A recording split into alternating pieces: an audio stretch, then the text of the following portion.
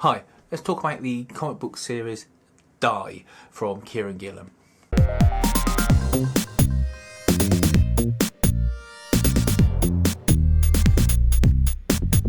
Die from Kieron Gillen is a comic book series. Currently, I believe there's 2 volumes out in trade format.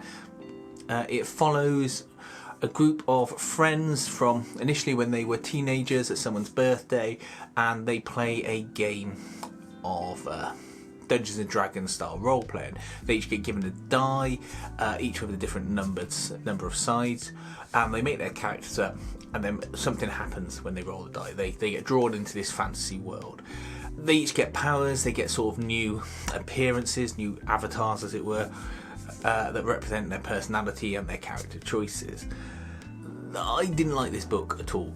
I can see why a load of people would like it. I think there's lots of in-jokes, I think there's lots of references to role-playing games and Dungeons and Dragons and that, but I just found it a real slog to get through the first volume. I've got the second volume to read because I thought, oh, Kieron Gillen, I'll see his stuff on sale, I'll get that.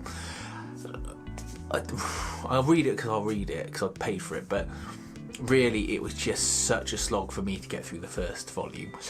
I didn't like the artwork. It's certainly clear, it's expressive, it gets across there in this fantasy land, but it just felt too much like hard work to look at. The characters I felt were very, very stereotypical, to the point where even when they were meant to be sort of breaking the norms and boundaries and things like that, the way they were breaking the boundaries and the norms were so stereotypical of what people do now, it just didn't land with me. And so much of Kieron Gillen's work does. I really like his stuff.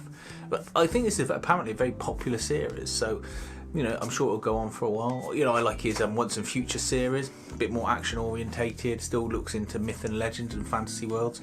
But this, I think it was just a miss for me. I think one of the main problems it's got is that in that first volume, so the first 4 or 5 issues, you do not get enough information about the world and how it works and how it was created.